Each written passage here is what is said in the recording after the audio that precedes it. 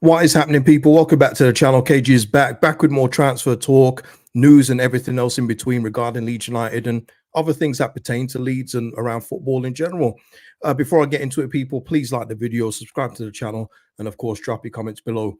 Thank you to new member Neil, who's become a member. Member links are in the description. Really does help me out and just shows the biggest supporters, I think.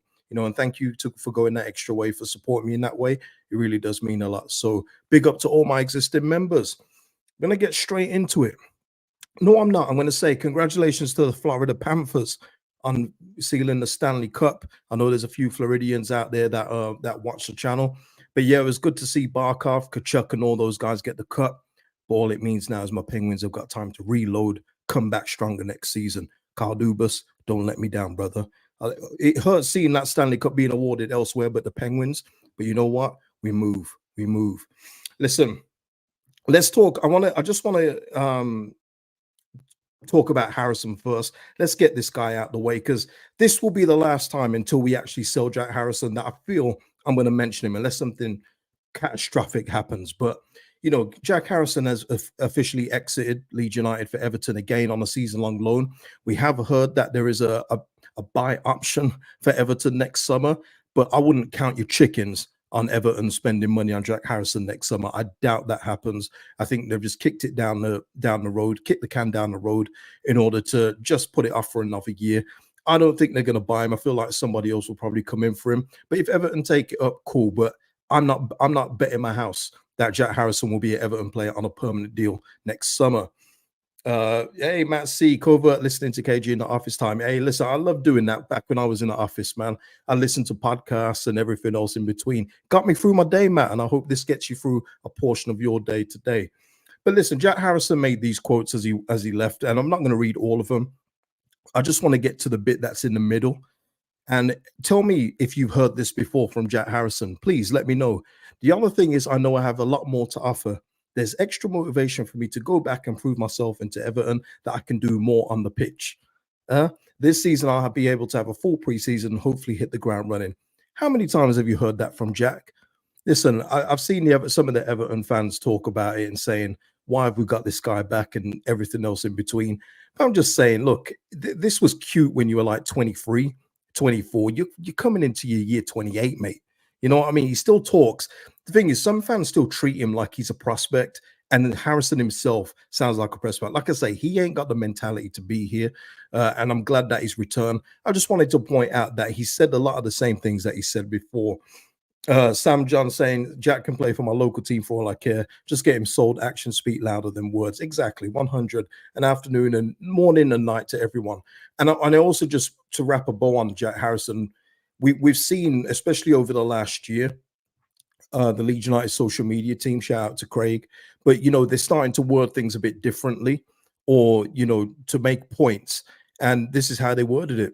There was well, from what I saw, I didn't click on a link to go to the website, but this is the tweet. Leeds United can confirm Jack Harrison has decided to rejoin Everton on loan ahead of the 24-25 season. So they are literally not giving him any excuses, or any of the sentimental fans that say, oh Jackie, cute Jackie. They're saying, they're being forthright with it. He's decided to leave. So hopefully now that closes the Harrison chapter until we decide to sell him. Sayonara, see you later, arrivederci. My expat life in Colombia. Are you worried that Leeds have got off to a slow start in the window? Good morning from Colombia. Shout out to you, man. No, I'm not worried. I've said before, but I'll update it because things can change, as we know. But I'm still cool. I know that the 30th of June is a big date, as we've seen in the Premier League, with a lot of very, sweetheart deals between clubs, between Villa, Chelsea, Everton, and everyone else in between. There's a lot of money being moved around in order to be complicit with the rules, with the financial rules, to avoid penalty deductions, fines, and everything else. So at this point in time, I'm not worried. Will it change come the first week of July and we haven't got anyone in? Yeah, we're having a different conversation, because I do think that we should be lining up our ducks. We know what division we've been in. We've known for a while now. We should have at least one or two in the door for me early on, in the first 10 days at least, I think, because we should be talking to people and getting deals in place, much like other clubs have done. I don't see why we're any different. So, yeah, I'm not worried right now, just due to the financial year ending the 30th of June. But come the 1st of July, then we'll talk about it. Matt C saying in regards to Harrison, we need him to have a good season to get resale resale value back up. He won't be coming back shortly. Now he's not coming back, Matt. He's not coming back. This I don't see this as a Brendan Harrison situation. If you remember how that goodbye message was worded, it very much left the door open. I think we know that this chapter between Harrison and Leeds is done, and it needed to be done already. So, good luck to him. But look, in terms of his value up, for some reason he still has a bit of name value, even though last season he only ended with 3 goals, 3 assists. Very, very meaty, very, very meaty. But listen, I feel like he'll still have suitors. Maybe I do think when we go up, we'll get the 11 million back we paid for him. I do. I don't think there's any doubt about that. Unless he has a real hunking season, which I don't think he will, because he will come up with a spectacular goal at one stage and probably have another 2 games where he's good and then go ghosting for 10. But people always seem to remember the good games he has. So I think we'll get our 11 million back, no problem. No, Sam, this is where I will say, Sam saying, after all we've done for his career, you would have thought he'd give us 1 year before bailing ship. I'm over it. Now, Sam, I mean, I don't know how long you've been here, Sam, but, footballers look out for number one. They do. It's if it's in their best interest, they will go wherever the money is or wherever the best opportunity is. And it shouldn't be a surprise to anyone that, Sam, this kind of message, and I'm not going at you, but it's very old school. It's very 70s, 80s, 90s, where you feel like players, clubs do something for players, they owe them something. But at the same time, I've spoken before about this. I've spoken to players where they've given no indication they want to leave. The club decides that they want to get rid of them and they freeze them out. And I mean, they do nasty things to him to make him feel uncomfortable. So it's something that goes both ways. And Jack Harrison, in this instance, he's not halving his wages. He gets his full Premier League money and he plays Premier League football. I can see why he's gone. I'm just saying it's not a big loss. That's just me personally. But yeah, listen, we're going to move on from Jack Harrison and speak about something else that's a little meaty. Yeah, we're going to go on to something else that's meaty because Leeds United, courtesy of The Athletic, have linked Canadian winger Liam Millar to the club. I've seen that Burnley and Sheffield United have been interested in him. But just as off Nancy's tweet here, Leeds United tracking Canada's Liam Millar after the back of his best season today on loan at Preston, and a deal between and Leeds and Betis, Mark Rucker. Yeah, that's going to be done and dusted. We'll speak about that then. But I just want to say this in regards to Liam Millar. Yeah, I mean, there's a little bit more in the article. He's got 1 year left on his deal with Basel, but there is a release clause within his contract, and a move seems all but a sure thing. So he's going to be available, and it probably isn't going to cost a lot. But what I'm not having, though, he's not a replacement for Summerville in any shape, way, or form. Let's just get that right off the bat. There's going to be some of our fans that will remember his performances against Archie Gray, and that's fine. But that was very sparingly. He's a very inconsistent winger, and I'm probably being generous with the word inconsistent. Now, if you're talking about him being a cheap deal as the second winger to whoever our first choice is going to be, then okay. Because for me, all that is replacing Jaden Anthony's output, and you're probably going to get a little bit more from Liam Millar, as if this is Daniel Farker, he's probably pinpointed him and wants to get him in, and will probably use him more in the squad. But to say that this is even close to a Summerville replacement is crazy to me. It's absolutely insane. So for me, he's part of a squad. If you have to get him, and I'm being generous here, if you have to get him, he's not a starter for me, not in any shape, way, or form. And I just want to say, yeah, Allison, bench option, yeah, and yeah, Gavin, replacement for Anthony. In terms of Liam Millar, let me just give you a bit of a deep dive on this, just in regards to him. And these are just overall stats. Okay, we're not doing any deep dive into his stats. But I mean, this was him. I mean, this is a while ago now, but some people have been speaking about Oliver skipping his good season a few years ago. This was in League One. 6 assists and 2 goals in 27 matches. Boy, Basel. And I don't know how many of these are subs people. So, fair play, and all that stuff. But look at these numbers: 21-22, 31 matches, 7 goals, 1 assist in the Swiss League for Basel, one of the best teams in Switzerland. 22-23, 26 matches, no goals, 1 assist. The next season, obviously, before he heads out to loan on Preston, 4 matches, no goals, no assists, and then the Preston season is the 5 goals, 5 assists, and I'm sure half of that output came against Leeds. So for me, it doesn't move me. It's very underwhelming. And if he was to come in and he was literally the replacement for Cree, I'd be very, very worried. Very worried. Look, he's got a few tricks in his bag, but let's face it.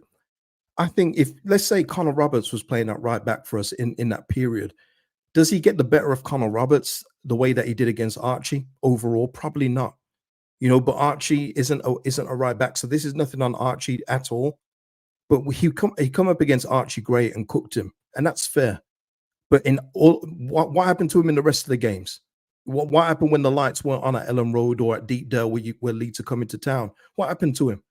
I know Preston isn't the best team, but 5 goals, 5 assists, people, for a winger that is going to replace Summerville, not for me, mate. Not for me. Yeah, he is a wing back, but he's more of an attacking midfielder. He's more of attacking left side. You know what I mean? He gets forward more than enough to be a bit more effective than the numbers that you've seen there. I'm not having any excuses for this guy. And listen, like I've said, if he comes into the squad as a squad player, then we'll deal with it. It's no worse than Jane Anthony, in my opinion. I didn't rate Jane Anthony that highly myself, so it is one of those. But I do believe, like the Holzleck one from Leverkusen, I think that's more of your first choice, and then like you'd have someone like this as your backup, and I think you'd be happy with that. I think. But look, it also says that Burnley, Sheffield United are in for him. If they make him a better offer, I'll be honest, I hope he takes it. I do. Yeah. Let's have a look. Michael saying, not sure on Millar KG. Preston were underperforming side last season. Millar raised his game for Leeds, but I would rather have Jane Anthony on loan for another season with more game time. Now, Michael, I'm not hearing the Jane Anthony thing only because I don't think he'd come back, Michael. And when you consider the game time he got, why would he? If he's got any consideration for his own career, why would he come back here on loan with the same manager in charge? It doesn't make sense to me. Maybe there was some comfort there. I know we went through a lot here with his mum passing. Maybe there's a comfort level here, but you would hope that he'd go somewhere where he's going to get a bit more football. And he wasn't trusted. That this isn't opinion talking here. You can only go by what we saw in the game time he was given. He was lucky if he got 10 minutes in some games. He hardly started any games, even when Summerville or Nonto or James were crying out for a rest. So for me, it's about Daniel Farke getting in players that he will actually use. Because like I say, the Jaden Anthony deal for me was more of a, we can't lose face to Bournemouth. We're losing Sinistera. Can you please give us something in return? And that's what they give us. And Jaden Anthony, being a team man that he is, was more than happy to come down, seeing as he knew his spot was gone to Sinistera. So yeah, I would rather them not go for Jane Anthony back. I would rather Daniel Farke actually use players he will use, go for players he'll use. So there's no excuses. There are no excuses this season, people.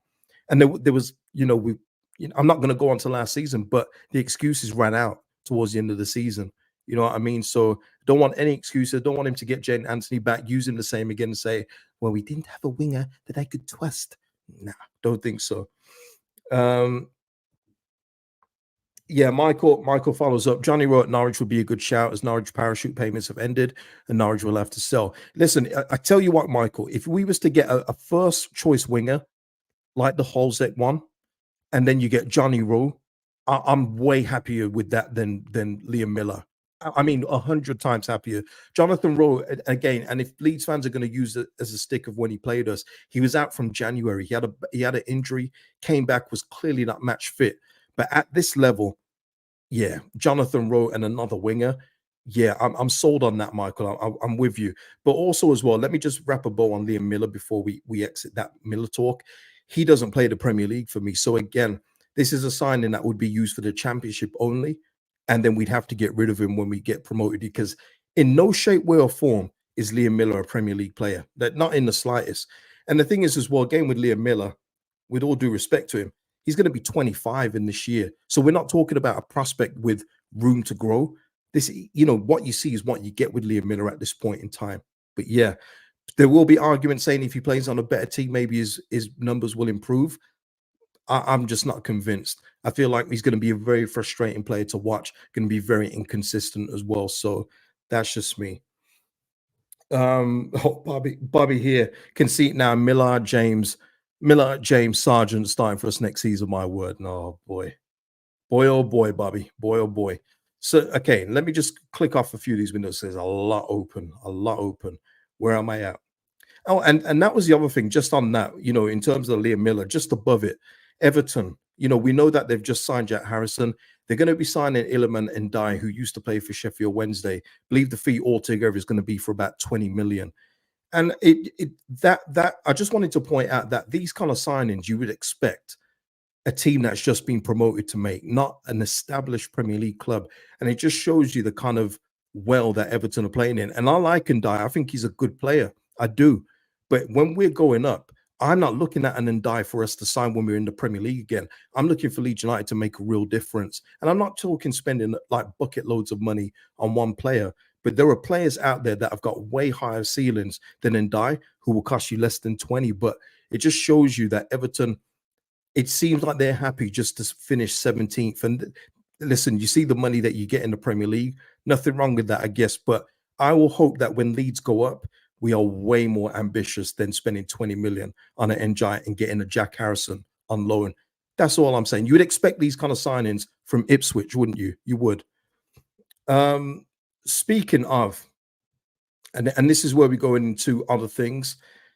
Alex Crook, I mean, he's got both of them here, but these are two players that, well, one that I've mentioned before, and then one that everyone else seems to mention in Ben Johnson. So we'll go with the first one. Understands Saints, which is Southampton, are interested in signing Peterborough defender Ronnie Edwards, which just goes with what I thought it would be. He's going to have Premier League interest. If you want to go in for Ronnie Edwards, you'd have to go in early and sell him a deal. But unfortunately, if there's a Premier League offer in place, we're not going to stand a chance with that one, because you can imagine Southampton will be able to pay more at this stage, and also there's Premier League football, and he'll want to test himself there. Going from League One to the Prem, I do think he's got all the capabilities to do it. I've said that from time, but yeah, it looks like this is going to be one that we may have to cross off. And just to say as well, Darren McAntony, who's the Peterborough chairman, just saying in regards to that report, ignore the noise, price quotes, club names. It's the transfer season. This stuff is non-stop. We won't be talking names, retransfers. It unsettles players, makes clubs we try to acquire players from think we have Brewster's billions, which they don't. None of it is helpful. But, he's said before many times on his own podcast that he expects Ronnie Edwards to go in the summer.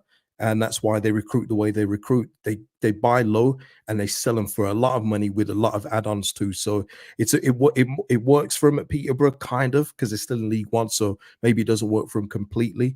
But yeah, Ronnie Edwards, it looks like that looks like that one's off the board. Yeah, Chris, that's why you get him first. Yeah, because if you get him first and you give him a deal and say we are going to go up next year, you're going to come up with us, and he says yes, we're not speaking about Southampton, but maybe we've got eyes on other prizes, Chris and everybody else. Maybe so. And the other one above it is one that you guys have mentioned quite a lot, Ben Johnson. He was expected to sign a new five-year contract at West Ham with Lopetegui joining the club.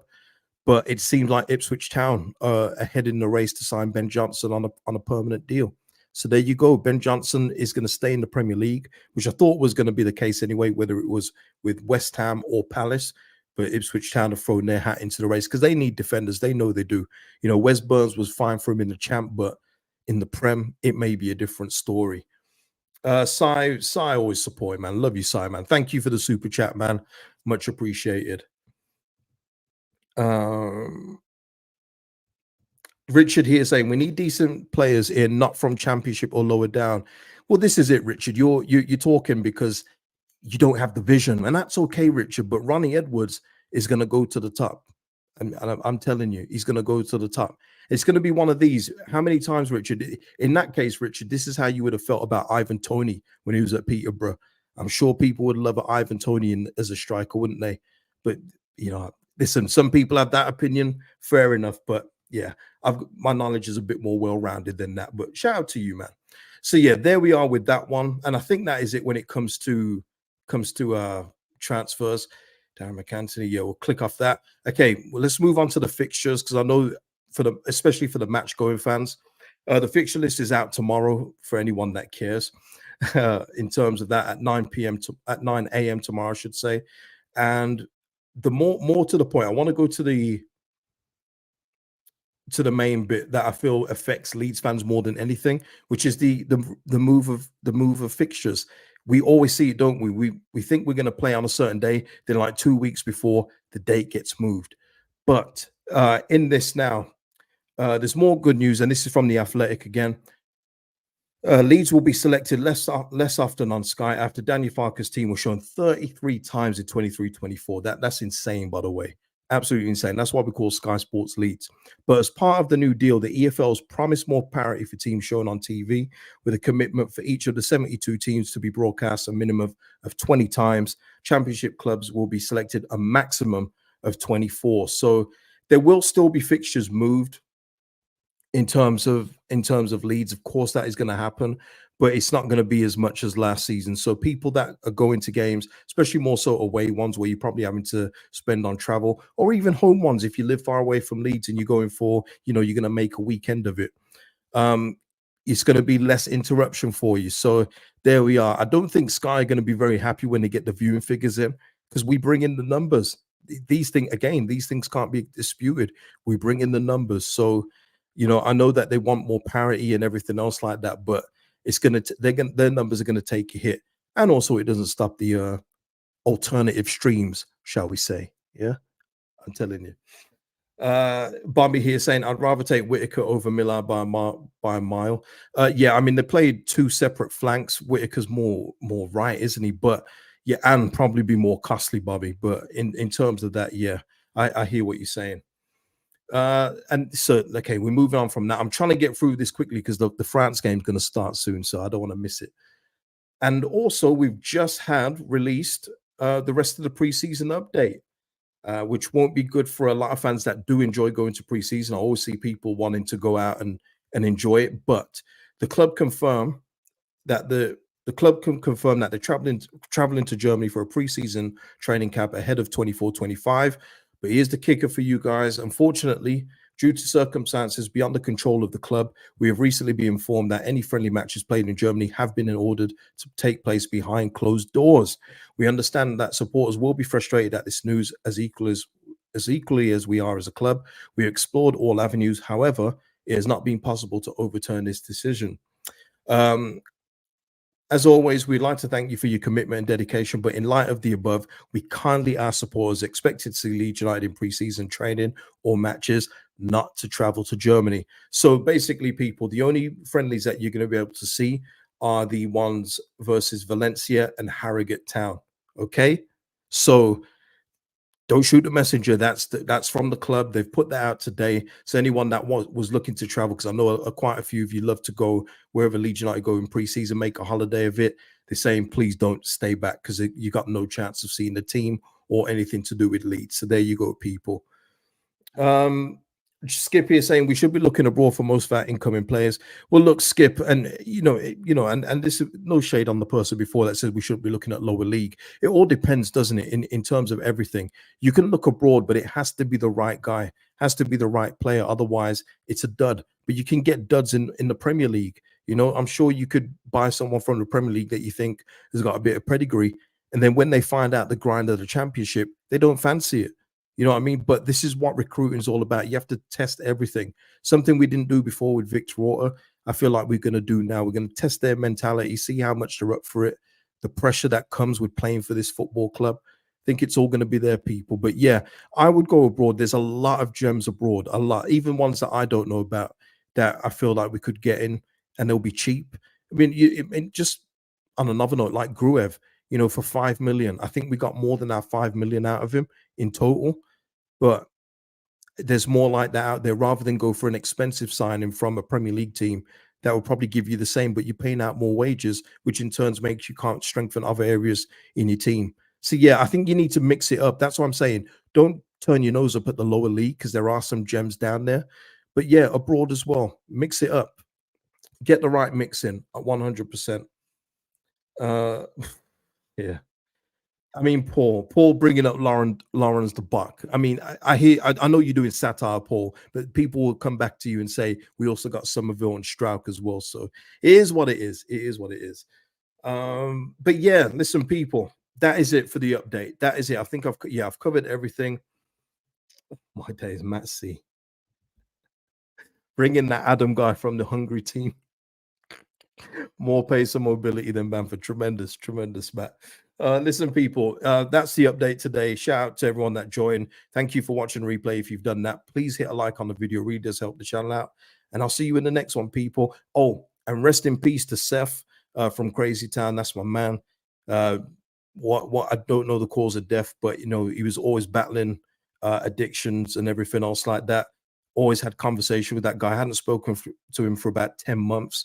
But you know, it went kind of dark on the web. But yeah, rest in peace, man. People will know him as the guy that sung Butterfly. If you remember that song, I'm sure a lot of you do. Come my lady, come my lady. But yeah, just couldn't beat them, man. But yeah, rest in peace to Seth, man. I hope he's finally at peace. But listen, people, that'll be the stream. Peace out.